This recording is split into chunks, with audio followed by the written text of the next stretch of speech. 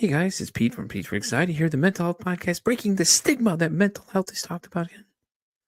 Welcome in today's episode. Before we get started today, we need to cover a few things really quick. Let's talk about the Pete for Anxiety Patreon first off. It's only $1, guys. $1. What does $1 get you? $1 gets you into the exclusive episodes I am recording currently.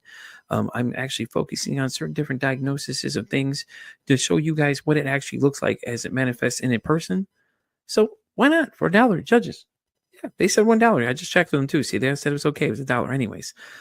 Let's also talk about the Oracle Talk Radio Networks app. In case you can't be here live listening to me, watching this video, supporting the show, you can listen to it on the radio app. Why not? It connects us live to our 365 radio. Just go to your app stores and download the Oracle Talk Radio Network. You'll see the big old Oracle Talk Radio Network app logo right on there. Download it and it'll connect you to me, 10 a.m. Central Standard Time, 3 p.m. Central Standard Time, to Pete for Anxiety when I'm live doing my thing right here, informing the world and raising mental health awareness. So where are you going to be? 10 a.m. Of course. Come on. We just talked about this. Pay attention for once. Damn. Do y'all know how to listen? And as always, guys, like, follow, and share the YouTube channel. If you guys like what you're seeing, leave some comments, man. We want to know. I want to know if you like what we're on. You want to be on the show? Let me know. Hit me up at PeteVersusAnxietyPod@gmail.com. And as always, guys, enjoy the show. And by the way, did I mention to like, share, and subscribe to the YouTube channel as well? Yeah, okay. I just want to make sure because some of y'all are hard of hearing in the back, may have to yell loud or get a megaphone or something. But, anyways, let's get today's show started. Y'all have a great one. Enjoy. All right, guys, it's Monday, 10 a.m. You know what time it is. It's time for another exciting episode of Pete versus Anxiety, the mental health podcast, breaking the stigma that mental health is talked about today. My guest today is none other than the award-nominated screenplay writer of the film Bloom, where you can find it at thebloomfilm.com or thefilmbloom.com. And she is also a transformational coach. Jeez Louise, if I could talk. The one and only Stephanie Michelle. Is it Aycock? I forgot to ask you before we even started. Yes, it is ACOP. Just firing off the hip. Right. Yes. So, well, welcome in, Stephanie. Hi. It's so great to have you. I know me and you have been talking before we even started recording and things like that. I know Stephanie's excited about this episode today. And we got people in the chat. Matt's excited too. See, he's over here putting the heart emojis in there. Everything like that. So, Stephanie, why don't you tell everybody a little bit about yourself, and then we can go on from there. All right. Well, my name is Stephanie Michelle Aycock, and I am a creative in all aspects. I'm an actress, a filmmaker, writer, singer, all the fun things. And I'm also someone who has had an incredible mental health journey that I now share with the world through speaking. And also I'm a transformational coach. So I help people transform their lives.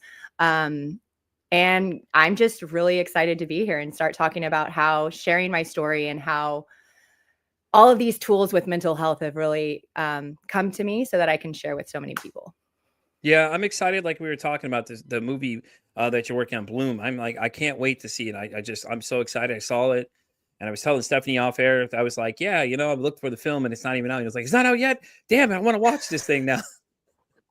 Right. It looks so good. Like the description is so great. But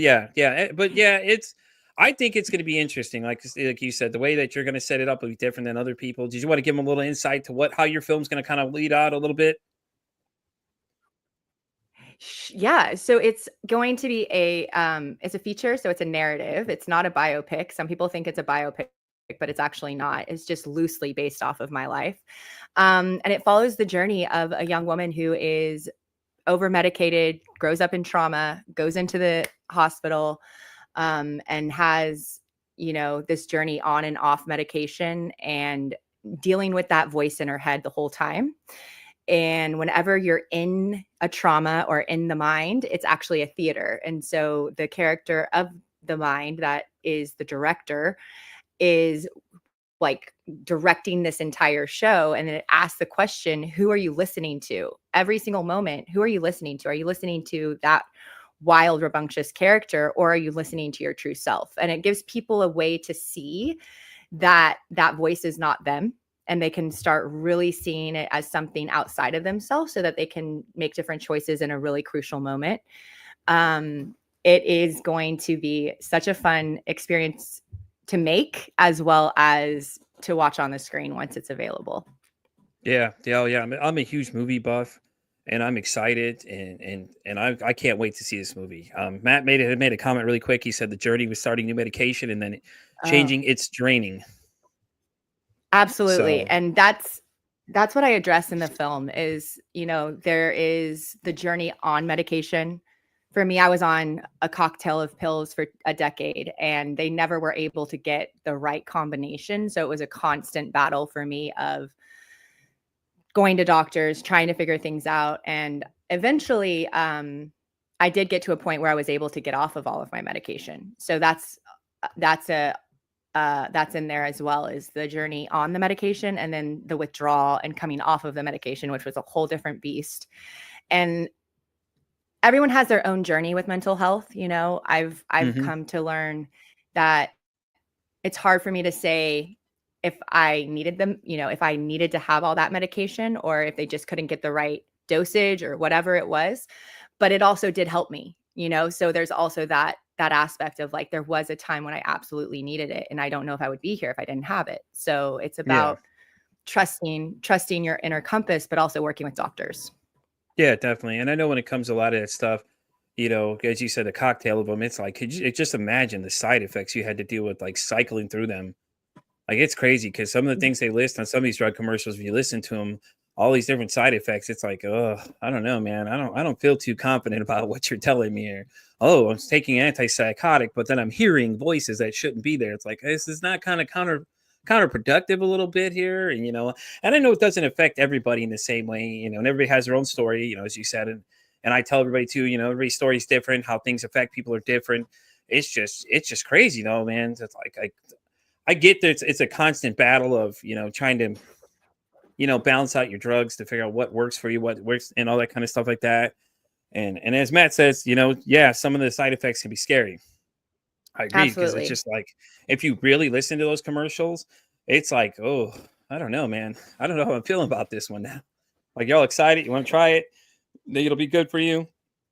Then the side effects come out, and you're like, never mind. I'll take a hard pass on that one. Never mind, never mind. And I get it's a balancing act. It's a tough thing to do, and it's a rough ride for a lot of people. Just like people do therapy, it's like you got to find somebody that works, that talks, that you can talk to, that you feel like you can relate to. And if therapy isn't for you, there's so many different things nowadays you can do that people can use that help everybody in different ways. So and the idea of Yeah. the show is that we want to get it out there, message out there. It's like, hey guys, therapy isn't the only option. There are other people such as yourself and other people like that do different things that, hey, this doesn't work for you. Why don't you try that? And it's the great thing about it is that people share their stories, people hear other people's stories, and then are inspired to come on here and then they want to share their stories. So that's a lot of times how a lot of guests end up on this show, honestly. Yeah. And what is so great in my film, even there are modalities that I've used so people can go and see once it's available, go and see the film. And it asks the question, like, is medicine the only way or are there other avenues? And for me, my avenue was the fact that I was in an acting conservatory. So I was learning how to be in my body, how to feel big sensations in my body, and how to, navigate a whole bunch of emotions and be present. It's really about being present. And I believe that because I had those experiences as an actor, that I had some tools that some people don't get. And now in the personal development world, the exercises and practices that I did in acting are actually also in the personal development world because it's really exercises that can help with the transformation and the healing. We got a question here. Geek Bobby says, do you do readings, guys? No, I don't think we do those kind of readings. If you're thinking like spiritual, I don't think she does spiritual. She's transformational. Oh But yeah, to yeah. your point, to your point though, it's just like I think like the stigma, a lot of stuff, like people think mental health is something different and they don't talk about a lot of stuff, and a lot of subjects are, oh, we don't talk about those subjects. Well, that's the problem. We need to rip the band-aid off and talk about these subjects, and Yeah. talk about how therapy may not be the only way. There's other things to do out there, guys. There's plenty of things to do. Like just don't give up. Like, that's my only thing. It's hard for people to try it, and then they get discouraged so easily. They're like, oh, well, I don't like this. And like, it takes more than one. A lot of people tell you it takes you maybe 4 or 5 therapists to find somebody. Sometimes you find that golden goose right away. Sometimes you won't. It just depends. If therapy don't work, there's hypnosis. There's all these other things that I'm going to try a couple of them, actually. There's one called um, what did she say it was called? Something to do with hypnosis, basically. What she does, they put you in a hypno state, Mhm. and they break through the front barrier of your mind and go in deep in your mind and start asking questions to you. And I can't Wow. think of what it is on top of my head right now, what it was called. Um, Yeah. but she had offered to do it for me. It was a Patreon episode because I have a Patreon as well. I do with a lot of other intense interviews I do with people. And she had mentioned it in there and said, "Oh yeah, if you want to try it, I'll let you do it." And I said, "Oh, okay, let me try it. Why not? Sure, I'll be the guinea pig. I'll let you know how this goes." Right.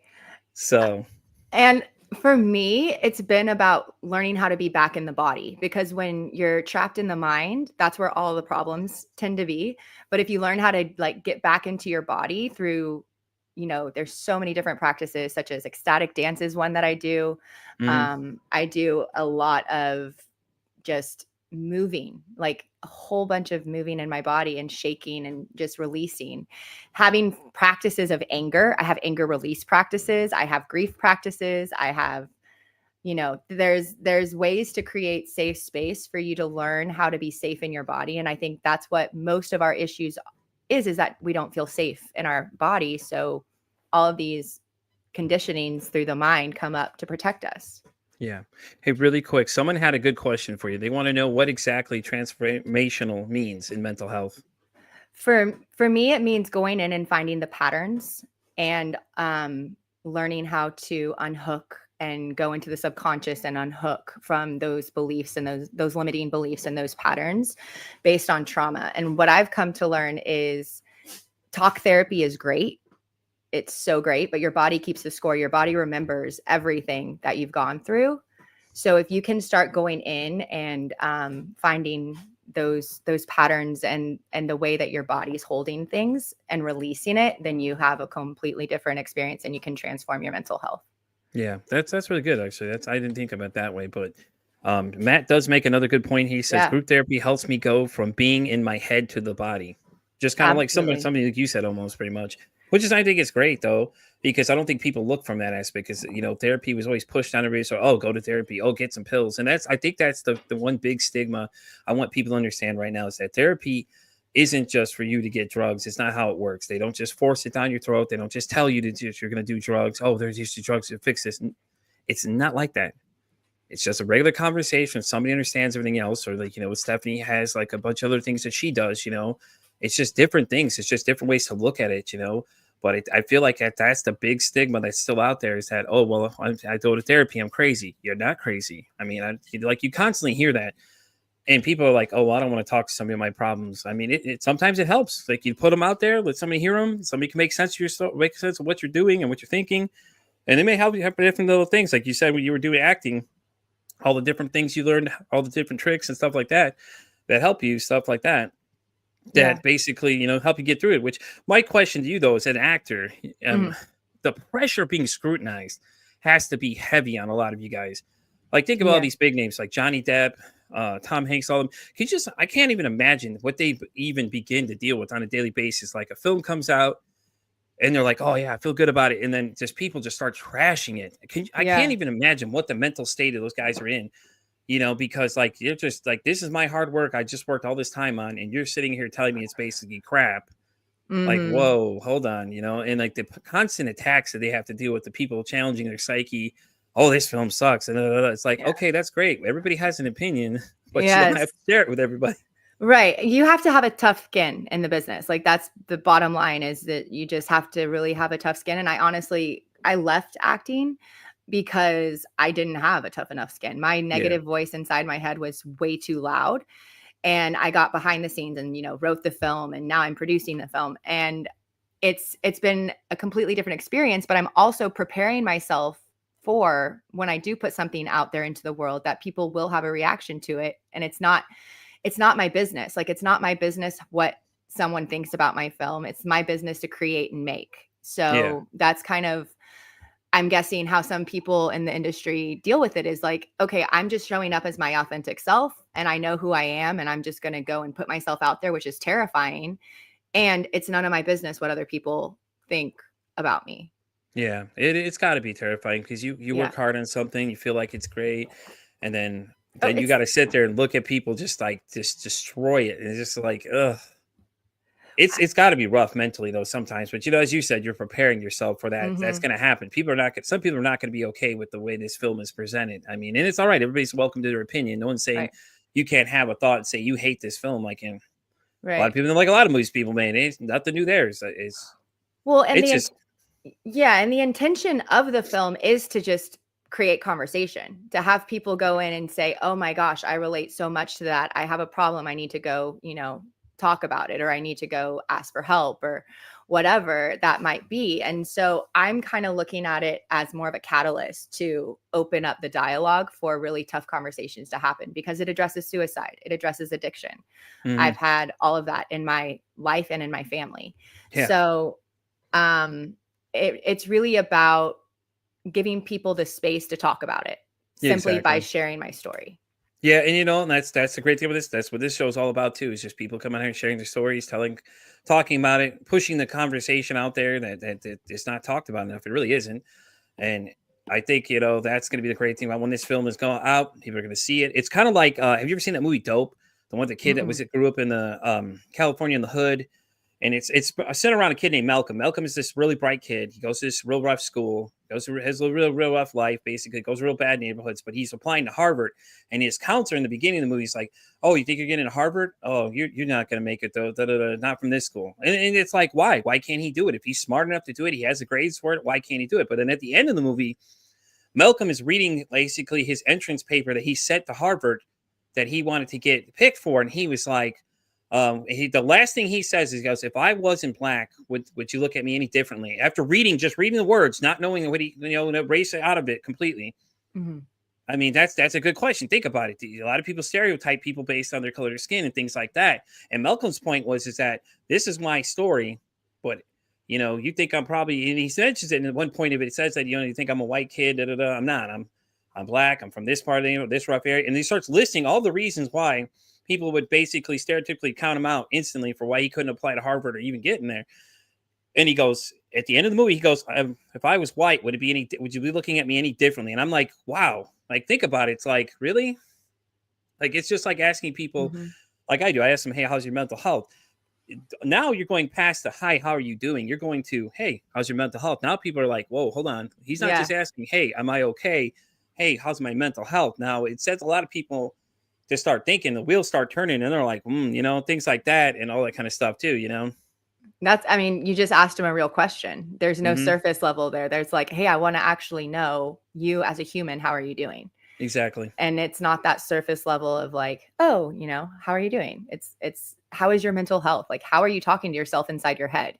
Yeah, That's a big exactly. that's a big question, because most people are not kind to themselves inside their head at all. Like how we talk to ourselves is a real um I guess it's the basis of our mental health. Like, are we kind to ourselves? Are we loving to ourselves? Well, we It's are the harshest critics of our own selves yeah, too. A lot of people say too. So you criticize yourself harder than you do most people. right.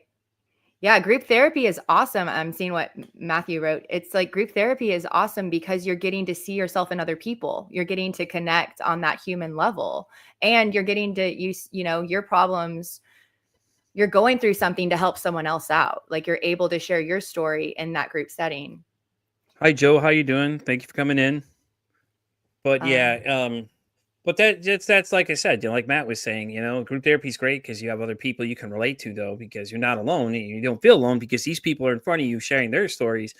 And it's like, and a lot of like AA meetings and things like that, like mhm. Shameless was a really good one that had a big center around it when Fiona had to go to therapy or go to like AA. She was like afraid to share her story at first, but then you hear other people doing it. It's a similar concept that we're in now, because really, if you think about it, addiction is part of mental health as well, because a lot of times people are using medication to solve some of the problems for their mental health, not realizing what it exactly is they're dealing with. Because some people are so scarred by the system, they're just like, I don't want to be a part of that. I want them to lock me up Yeah. and put me in a straitjacket type thing, which doesn't really happen unless you've got something that's really off the rails completely. Like you need to be Right.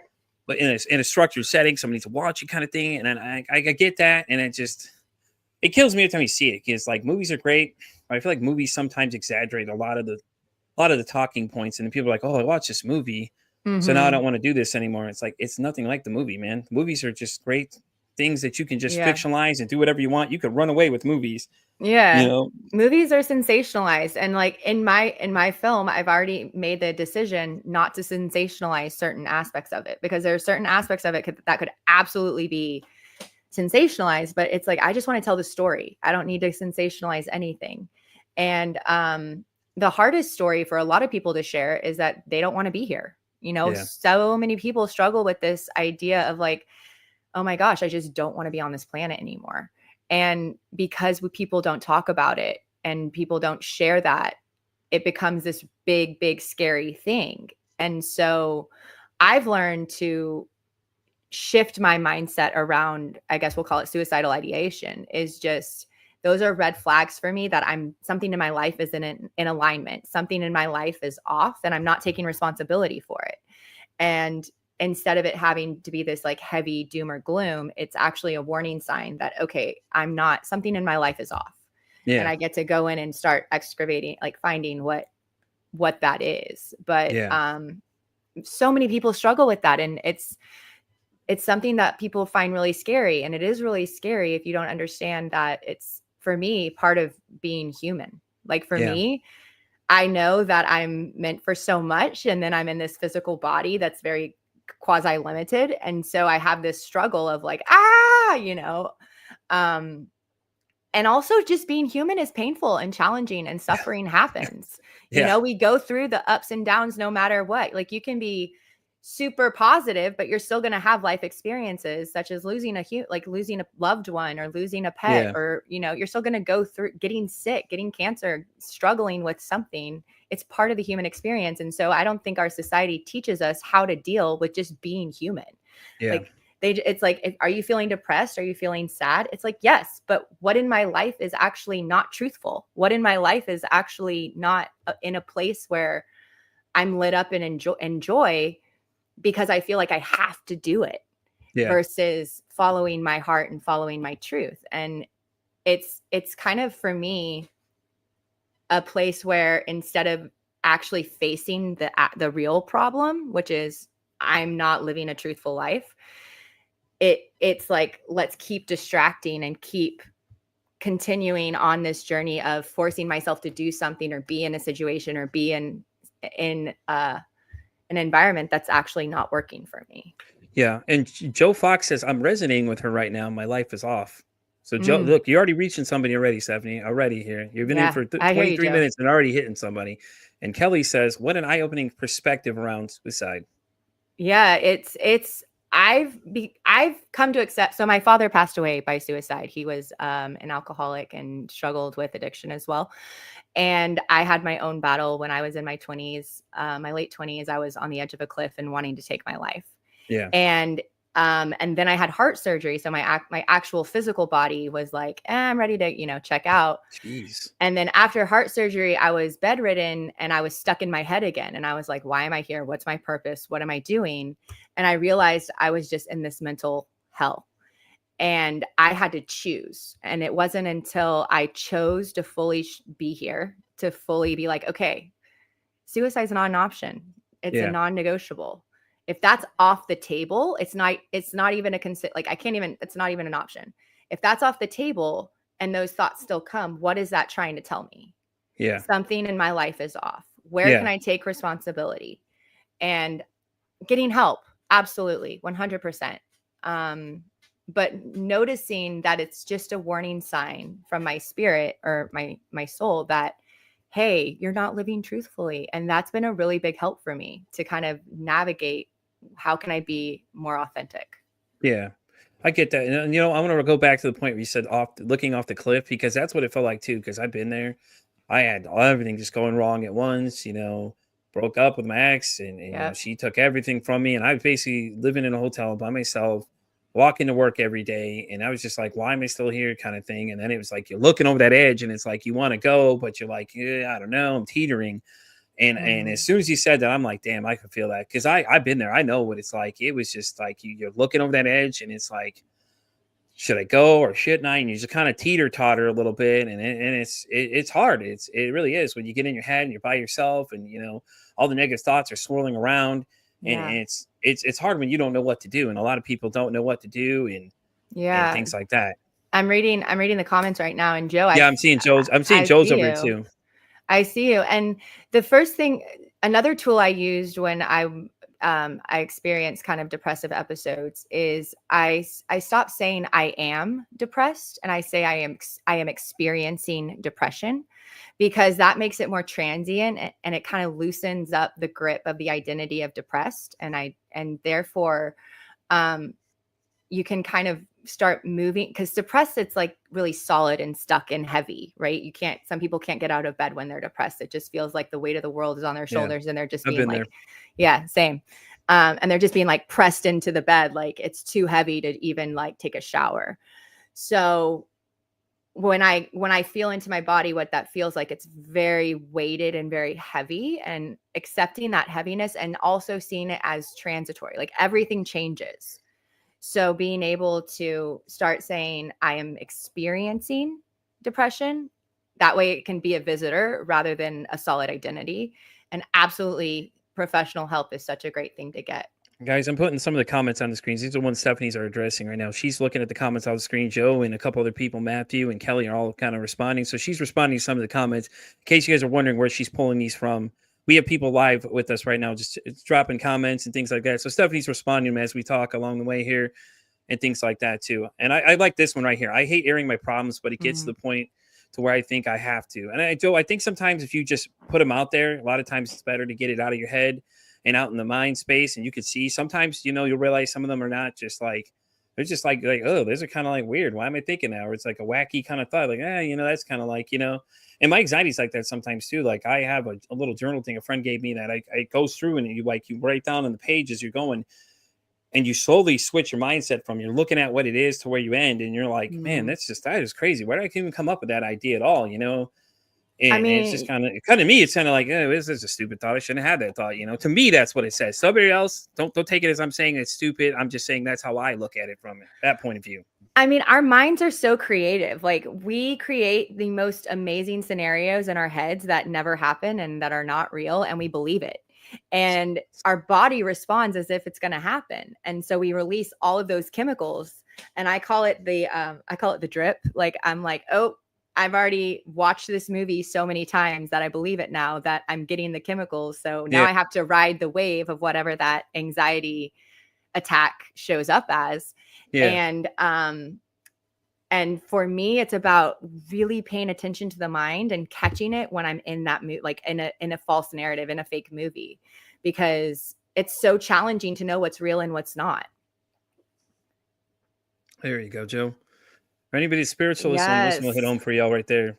Listen, you could talk to God every day. He listens to you. I'll tell you right now, I recently accepted him last year, and ever since then, things are just taken off for me. Now, I'm not trying to tell you that religion's for everybody, but I mean, just talk. He's listening Yeah. always. It doesn't hurt to talk to him. Like I said, I was telling Joe earlier, sometimes you just talk about your problems out loud, man. A lot of times you'll realize some of the stuff is just kind of like, and why am I even coming up with that thought? It's not even close to the possibility, And sometimes you realize yourself that, hey, that's just weird. Why am I thinking that? It shouldn't be that, And it's just how it goes. It's what we deal with on a daily basis. The great thing about the show, though, Joe, is that people such as yourself can share those kind of comments and tell people, hey, man, this is what I deal with. And then, everybody deals with it all different ways. Everybody, that's the whole idea behind this thing is that, anxiety is different for me. For Stephanie, it'd be different. For Matt, it could be different. For you, it could be different. You know what I'm saying? And that's the great thing about it is that we can come together and share these stories with each other and, Mhm. and show support to each other and let each other know that, hey, you're not alone.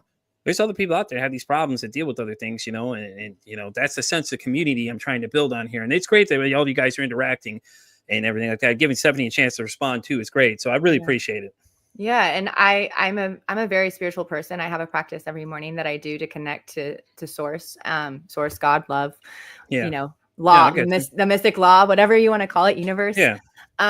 Because you're here for a reason. And it doesn't have to, like, people think that your purpose has to be this massive big thing. It's like, no, just showing up and going out into the world and being yourself is your purpose. Yeah. And being connected to that energy within yourself really helps you see what your mind is saying versus what's your truth. Mm-hmm. And also with the mind, there's a lot of compassion that I show towards myself now because I understand what it's doing. And it's just simply trying to protect me from the unfamiliar.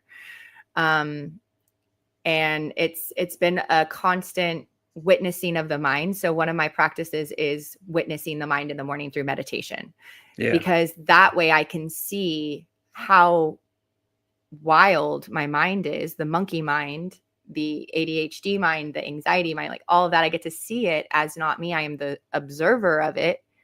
And I can begin to get grounded and rooted in presence and self, and, not take action necessarily on whatever the mind's saying. Yeah, and that's funny you say meditation because what is it? It's quantum healing. That's what it's called. Now I thought of it. The name is because the girl had said she had told me that that's what I'd have to do is meditate 15 minutes a day for 2 weeks, and then I could go do a session with her. And she said the reason is that way, when they go in, they could get through that front barrier of your mind that protects your mind from everything else and get deeper in your thoughts. And I was like, oh, I'm excited. I'm excited because I'm curious to find out what you'll find out. Honestly, I know she did make a comment though, like, oh, if it was negative, not to really say much, but I don't think you're going to be a negative experience. Honestly, for me, it's like, I get to experience something new. You're letting me allow to check, and I get to understand my mind a little more. What I find out is my own personal business. Now, what I choose to share from there, it's different, but I'm not going to get it negative because it's something I chose to do. No one forced it on me, and it just doesn't work for some people. That's all you say is that, well, it didn't work for me, but I'm not against it. It was something very cool experience because at this point, how until you try, like, you don't know until you try it. Give it a shot, see what happens. Absolutely. Absolutely. And it's, mental health journey is so different for everyone. And it's just been for me, it's been a constant seeking of spirituality, really, is just really my. Do you feel like you feel a lot of energy kind of thing? Like certain people get off certain energy vibes and things like that to you? Yeah. I mean, see, and my wife, my wife is, my wife's the one that turned me big onto that whole thing. Cause I'm like, I always had this weird feeling. It was like a sense of like energy type things. And, she's done tarot card readings for me. And I have to tell you, honestly, I was shocked how close this thing hit home to where she had read to what I was feeling at the current moment. And it was like, it opened my eyes to a whole new thing. Like I was never sure about it. And then she's like, here, let me show you how these actually work. And then she did them and everything like that and things like that. And it was really cool. And sorry to cut off myself, but Joe wanted to say thank you guys for taking the time, listening, and responding. Sorry, Joe, but we appreciate you being here and dropping some comments and letting Stephanie answer your questions and say stuff. It's great, man.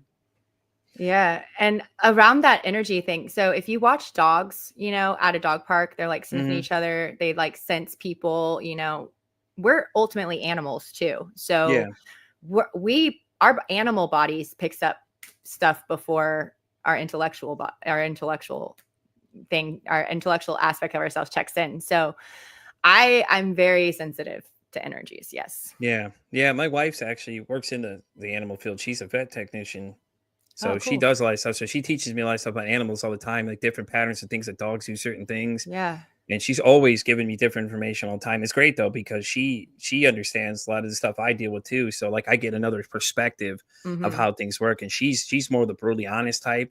And sometimes it's rough. I'll be honest. Sometimes it's rough. Sometimes it's what I need to hear. Sometimes I just need her to be straightforward with me. Like, hey, hey, stop being stupid. Or so she'll say stuff like, hey, stop being stupid or something. And people don't take it offensive that way. It's just, hey, sometimes you just need to hear that. Hey, listen, knock it off. You just you don't need to be thinking like that, Or she's the one that taught me to speak it out into fruition. She's like, just talk about it, say it out loud or things like that. It helps, Sometimes you just tell your brain to stop thinking about it. Hey, you need to stop. This is stupid. Tell yourself it's because if it's something that's completely not happening and your brain's making up this whole story and you're like, no, you need to quit it. Yeah. And she's the one that taught me that little whole thing too. And she teaches me a lot of things every day. And it's cool. So, because every day she comes home, she's like, oh, I dealt with this kind of animal. And I was like, I started asking questions and she has so many facts. It is insane. She could just pull them up a little bit. And it's great to hear because, she's one of those people that are so passionate about what she's doing. She loves animals and things like that. So, and it's really cool to hear her when she starts going and telling me about these things because she'll just start educating you about new things you didn't even know about dogs and different things and different breeds of them. And stuff like that. So I always constantly ask her about different dogs. Like, hey, can I get this one? And she's like, no, it costs too much for that one. Yeah. Like, it costs too much to take care of that one. I was like, okay. But it's fun, it's just great. Like I said, it was, it's been an interesting experience, we got married a couple of years ago and things like that. And it's like, and then I got religion, and then I started doing religion and things. Like I've just been saying yes to a lot of things more often, kind of like that Jim Carrey movie. He just says Yes. yes to everything. Yes. Yeah. So, and it's really cool, you know, and like I said, and she educates me a lot of stuff when it comes to this stuff too. Hey, you need to be careful when you're saying certain things. And, you know, we had to have a hard conversation about stuff like, hey, you need to make sure be careful how you're saying things because you can offend somebody easily. And I'm like, you know, you're right. I asked my therapist about, hey, how do I go about doing this so I don't offend somebody? And, you know, she had all valid points, you know, so much love out to her. You know, she gives me the rough truth a lot of times that I need to hear from people, things like that too. Yeah. And I think that's what a really good partner is supposed to do. They're supposed to help you become the best version of yourself by showing you all your blind spots, and being with someone who is able to do that in a compassionate way is like the goal, is like #goals, you know, like, Yeah, right. you know, because it's, everyone's like, oh, your partner is supposed to make you feel good. It's like, actually, it's your responsibility to feel good. And your partner is supposed to be a mirror that shows you like how to be an even better human than you already are. Joe, really fast. I'll let Jenny know. I'll let her know you like it. I'll definitely have to let her know. Tell her to check out and maybe give you a shout out sometime and see what's up. I'll send Tom, who's the other gentleman that's on the show with her too. Jenny's actually one of the ladies that are one of the creators of the network. And Tom's her partner. The two of them started one called Chasing Prophecy. They do like UFO stuff. Jenny has one of her own called In the Know and things like that. And she also does one that's Jesus. What is it? Again, the Jesus Pages one. My bad. I've got lost on that one, but yeah, she oh sorry, Janine in the morning, she does talking to Jesus. She does like a little spiritual one in the morning and stuff like that. Yeah. So I'll let her know for sure, Joe. But yeah, you know, and that's right. That's the way I feel about it too. It's like, you know, you're not here to baby you. They're here to give you that straight truth, to like tell you honestly, hey, you're fucking up. You need to know you're messing up, like, you know, and it's that's what I respect the much out of her. I get frustrated at times. I'm not gonna lie, I do get irritated sometimes. Oh yeah. But she doesn't give in to she don't give in to it at all. She's like, no, I don't think so. She bullies it back, like, no, I don't think so. You're gonna get a no. You asked for the answer. Don't get mad because you got the answer you didn't like. Yeah. And things like that. Yeah, no, absolutely. And I think for me is the wound my dad left around abandonment has been such a major issue. So I don't say issue, let's but talk like, about that though. While we're on the issue, your dad. So how old were you when he passed away? So I thought I was 15, but my mom listened to a podcast recently and she's like, no, you were 17. So I was a junior in high school. That's all I know. I don't know. Like I was a junior in high school. It was what was it? The week before APs and SATs. Yeah. So that tells you how I did on my APs and SATs. but yeah, it was an interesting experience, like, to say the least. Yeah. Yeah. So I mean, it inspired the movie technically, didn't it really? Bloom is basically based on that. So, you know, yeah. Did you really understand or grasp the concept of what was going on when you found out the news, or was it more like it took you a minute to hit you? Because I know grief a lot of times hits people differently. Like people realize people are gone, and then it's like you'd be okay one week, and then the next week it's like it just hits you like a wave of emotion, and you're just like, whoa, hold on, where'd this come from? Yeah, I believe I was numb for the first probably few years, actually. Everyone's like, I sang at my dad's funeral, and everyone's like, how did you sing at your dad's funeral without like crying? It's because I was like possessed by something else. I just was not fully like, something sang through me, I guess. But basically, I have an interesting relationship with my grief around my dad, because I was highly medicated at the time. Yeah. So I don't believe I really got to start truly feeling the extent of the grief that I needed to until I was about 28. Yeah. And that was after you were off everything, right? Yeah. Yeah. Okay. And it was after a end of a relationship. So I thought I was grieving the relationship at first. Yeah. But to the extent of the grief that I ended up going, I was like, oh, this is all the grief I've never felt. Yeah, because all the pills were covering it up. So up until this point. And so it's been it's been such a gift, actually, because it was the seed that started the film. It was my question, what inside of my dad made him take his life? and then kind of going on this adventure of discovering that we all have that voice inside of us, and it doesn't show up necessarily all the time as this suicidal ideation. It shows up as you're not going to pass the test, or you're not going to, that negative function, whatever it is. And so it was really about me having an intimate relationship with that part of myself. And it wasn't until I had my own experience of wanting to end my life on the edge of a cliff in Hawaii, literally, that I got to really tell the story, because I knew the answer. I knew that my dad didn't realize that he wasn't that voice. Like he listened to it.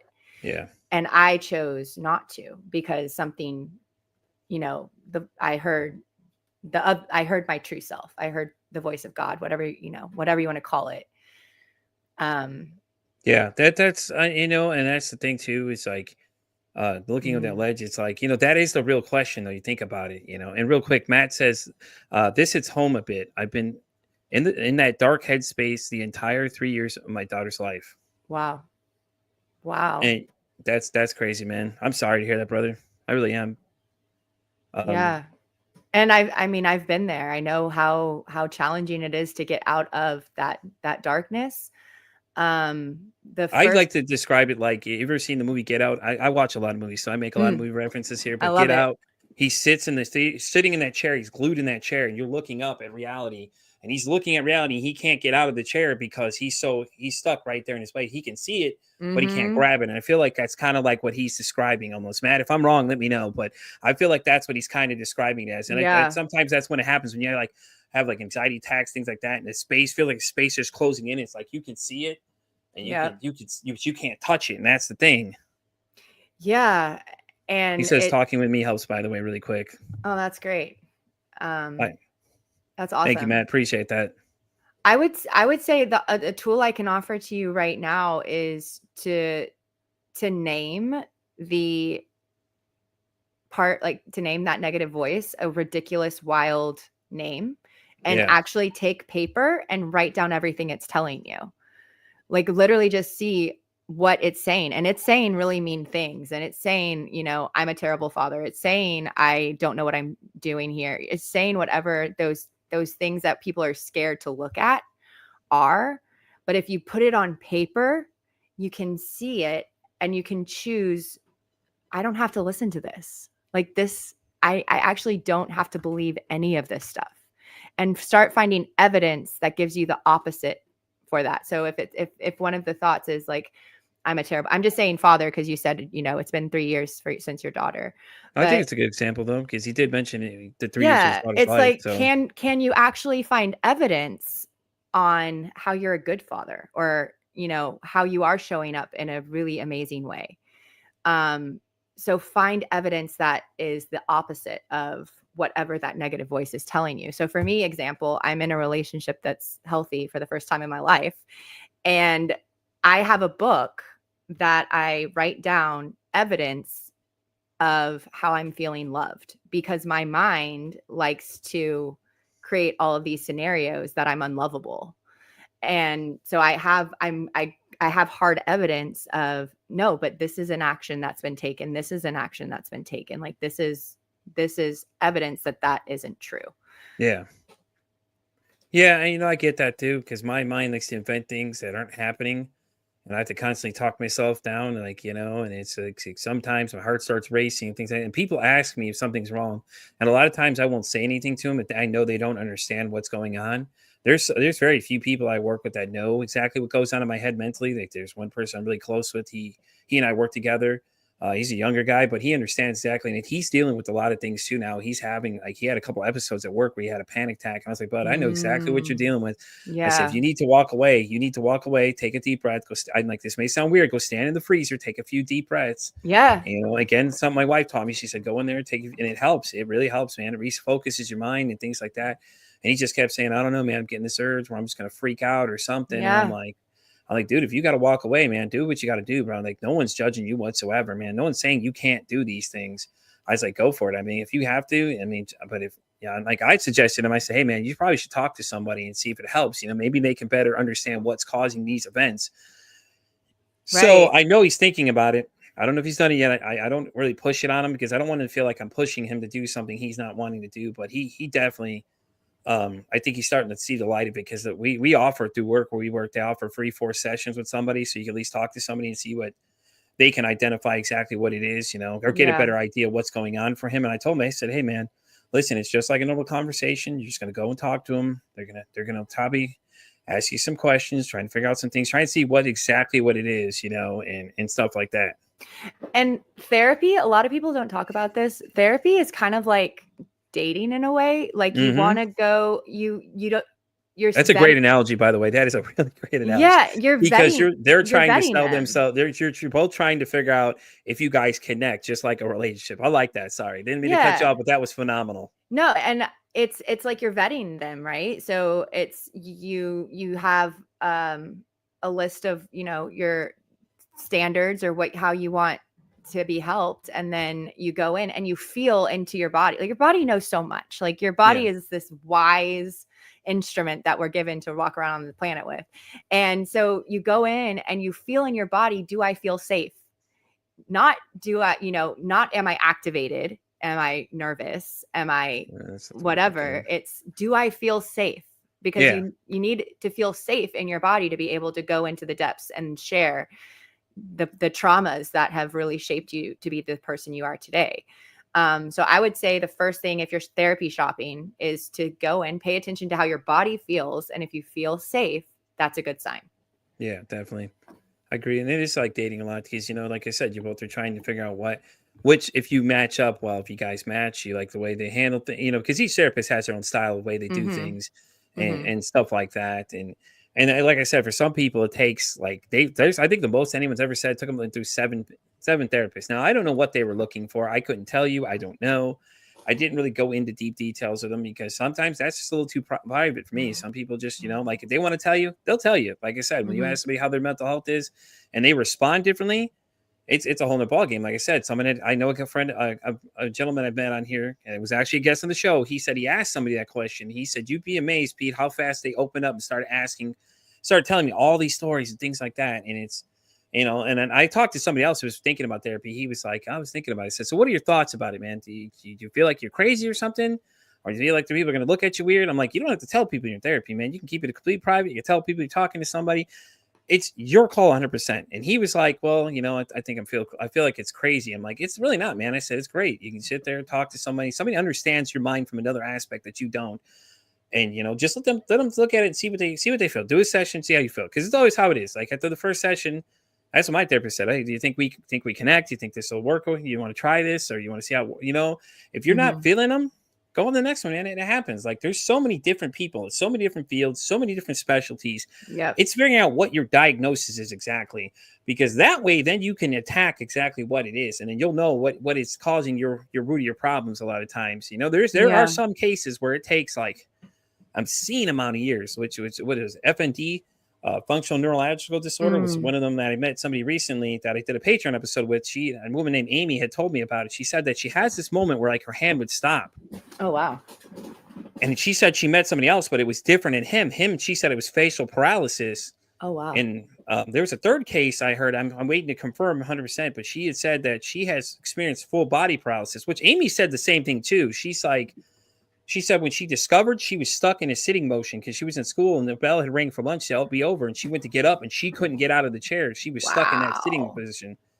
And it's crazy because sometimes it takes like so long to diagnose it, because she said, what is it, 15 to 20 years in the UK, at least for her diagnosis. And she just recently of last year found out she had it. Wow. And that's what I'm saying. It's like, it's insane. It's like, I've never heard this before. And I was doing some research and I found another, like I said, she met one person. I met another person. I was like, this is crazy because, I've never heard of this. And I'm fascinated, and a lot of people, I really appreciate these people coming on and sharing these things, because this is their personal lives they're putting out there. They're telling you about all these things to deal with, stuff like that. And it's great though. It's great because I get to learn new things every day, because I'm generally curious when I want to know more stuff and things like that.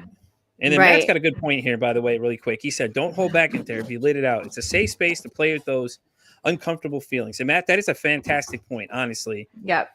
Just like a lot of times they could read your bullshit. I'm not gonna lie to you. A lot of them could read you when you're just not being real with them, and they'll Yeah. call you out on it.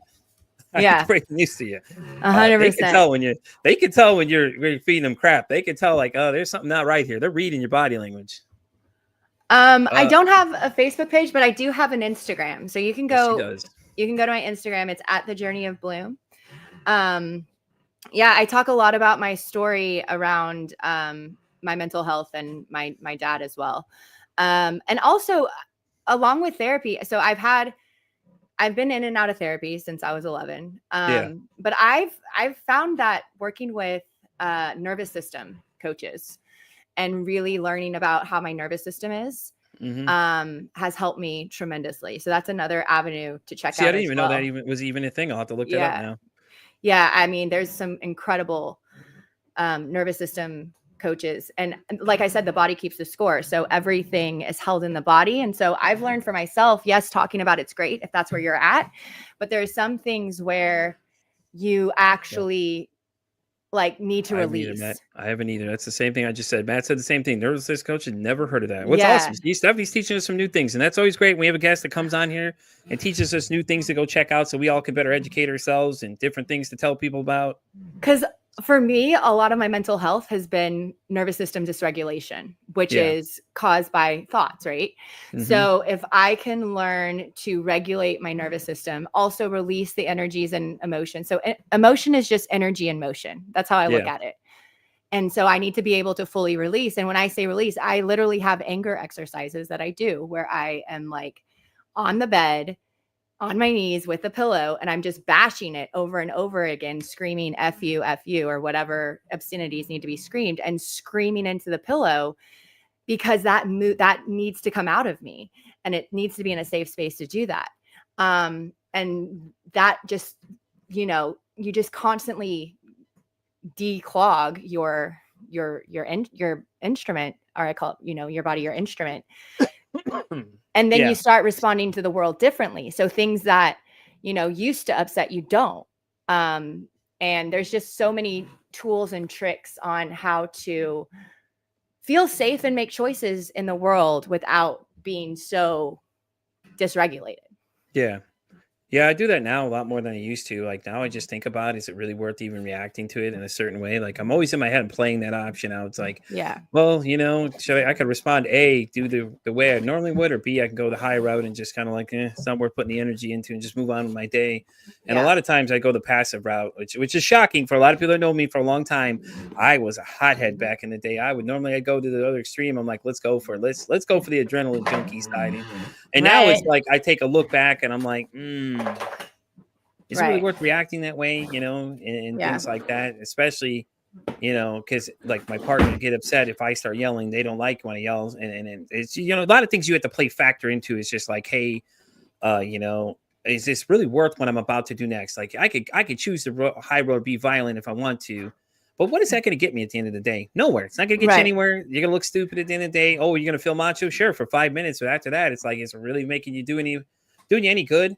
No, it's not doing any good. You look stupid at the end of the day half the time because it's just like, okay, well, I did this. Hey, thumbs up to you, buddy. Yeah, hey, yeah, you're an asshole today. That's great. But how do you feel about it afterwards? Not great. Well, then why did you do it? Exactly. So, but it's it's just crazy though. But I'm excited though. I really am excited about the film, man. And you'll have to keep me posted because we'll have to get you back on here when it comes out, and then we can tell. Absolutely more about it for sure, because you're definitely more than welcome to come back because this has been great. Like I said, I love how we have so much interaction today, though. Yes, it's been great, and the film I'm super excited about. We're looking for funding, as I said, so you can go to the filmbloom.com and see what it's all about. You can see the journey from the start of it being on a chalkboard bar. So there was a bar in New York that was a chalkboard, and I wrote basically it looks like a beautiful mind, just like it's a mess, but now it's about to be a feature film. And so you get to see the whole journey. And I think that from me sharing my story gives people permission to share theirs and know that theirs is medicine. So you didn't go through whatever you're going through for no reason. You're here to help other people go through it and get through it. And that's what my film's basically about. Matt, by the way, want to say thank you for sharing your story. It's very inspiring, he said. I know you can see it on the side screen. I just want everybody to see. These are the Yeah. comments that she's reading, though, in case you're in here jumping in late. These are the comments she's reading on the side of the screen. And people are commenting live. We will read your comments live. And, you know, I want my life to be a film. I just don't know what it would be like, though. Like, I could just pure chaos, I feel like. I mean, that's how my life was in the very beginning of my life. I love movies so much. Like Kevin Smith is one of my favorite directors of all time. I look anything he does. I don't know what it is. It's just he resonates real well with me with the things he does. And then when I seen the story for Bloom, I was like, man, now I really want to see this. I was telling Stephanie off air, I was like, I want to see this movie. I'm looking this thing up. I'm like, damn it, it's not out. Yeah, I want to see it too. She's like, I want to watch it too, man. Let me know when you find it, buddy. Keep looking. It's been in my head for so long. I'm ready. I mean, we've got the screenplay, we've got everything we need. I'm ready for everyone else to see it as well as myself to see. Yeah, that'll be an awesome day, though. That'd be so cool to see, though. It's gonna be like, and I could be like, yeah, I know that person. And that's a great thing about it. Like all these people that come, they're gonna be on here, and I'll be like, yeah, hey, I got to talk to her before. She's really cool, though. Absolutely. I know her. Yeah, and things like that. You know, it'd be so cool to see, though, because I can say, oh yeah, I know somebody that's a film. Has a film, man. Here it is. You want to see it? Here you go. This is the one. She was on my show. Here you go. There's the episode she was on, and things like that. And I'm like, you know, and as soon as I seen the film part, I was like, yes, I love films. I'm telling you, I love movies. I watch movies all the time. You know, and I watch anything. I'm pretty much anything. I'm always watching new movies all the time, checking new stuff out. My wife actually showed me the one about I can't think what the guy's name is now with the song. It was a country song, and it was the guy sings that song only if you only can imagine is part of the lyrics. I can't think if that's the name of the song, but it was a real inspiring one. How he even came up with it. I've never seen this movie until then. She said, and she showed it to me, and I was watching it, and I was like, "Oh man, this is really good." You know, and a lot of those films where they do like the biographies of different people, like what is the Freddie Mercury one was really good. Yes. Rhapsody, that one was really well done. That one was really amazing. done. Now I haven't seen Rocket Man. Only because my mom and I and Elton John don't mix well together. She used to sing Elton John all the time off key, and you know, and I don't know. You have trauma from that. I don't know if I'm gonna be able to handle that one. That one may start some feelings. I'm like, Elton John, no. Well, or it's like Wayne's World where he cuts to the one where Kenny G's playing in the background and Garth's like Kenny G, and then you hear the zzz. Well, what's interesting is when I was on the edge of a cliff in Hawaii, a scene from Divergent. Well, not the scene, but the line in Divergent. Have you seen the movie Divergent? Yep, I've seen it. I've read the book too. So you know how everything is a fear simulator? Yeah. And it's like, this is not real. And then it shifts into something different once she figures it out. Yeah. When I was on the edge of the cliff, that phrase, "this is not real," like went through my psyche. And I was like, oh my gosh. And then everything kind of shifted into some different thing. And I realized, not in that moment, but later on in life, I was like, wow, movies are very powerful. For whatever reason, that scene came up when I was in a critical moment. And so when that happened, I was like, I have the ability to create something that for someone else that can be something, you know, for someone else that can show up in their psyche in a moment of crisis and they make a different choice. Joe, thank you so much for joining us, by the way. Not to cut you off, Stephanie. He said he's leaving us. But Joe, thank you so much. We appreciate you coming in and being interactive and everything like that. We're live. We're live at 10 a.m. every week on Mondays, as well as Stephanie and other people with my guests and everything like that. Come on by more often, please do. I enjoy having you guys come and ask questions to my guests and have them respond. It's really great to watch people interact. Thank you so much, Joe. I agree. Movies, man. Like one of my favorite movies all time is Perks of Being a Wallflower, because I had that sense of feeling back in high school. Like, you know, he just was out of place and felt like an outcast and things like that at times. And then you met that real close group of friends, because I moved around a lot as a kid. My dad and I moved around a lot when we were younger. So I don't think I stayed at a school longer than maybe 2 years at most for most of them, except for elementary school. I was there for pretty much the whole time. And then when I got to middle school, my parents got divorced and everything. Thanks so much, Joe. I appreciate the comments. That you know, he found that center clique of friends, and that's what happened. Is I found friends just like that too. It's just like I found that one small group of friends, and you know, I could relate to that movie. Every time I see that movie, it always makes me feel so great, because I relate to him when he's feeling like he has all those closer friends and things like that. And you know, it's a great movie if y'all have never seen it. We call it Perks of Being a Wallflower. The girl from Harry Potter, the one who plays Hermione, can't think what her, Emma Watson. There you go. I was trying to think what her name is off the top of my head, but she's in there, and there's a couple other people you'll probably recognize that are in there too, and things like that. And it was a real great movie about all that kind of stuff. And another one I really like is Good Will Hunting. Oh yeah, I love Good Will Hunting. Oh my god, it's probably one of my top 5 movies of all time. And I know people are like, "Oh, really?" I'm like, "Oh yeah, it's great," because I love Robin Williams for one.